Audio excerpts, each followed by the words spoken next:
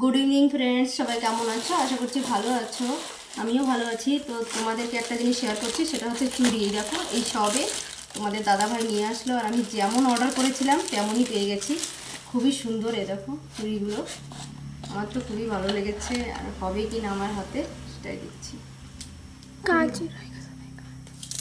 খুবই ভালো লাগে, সত্যি সত্যি। দেখো, বাও।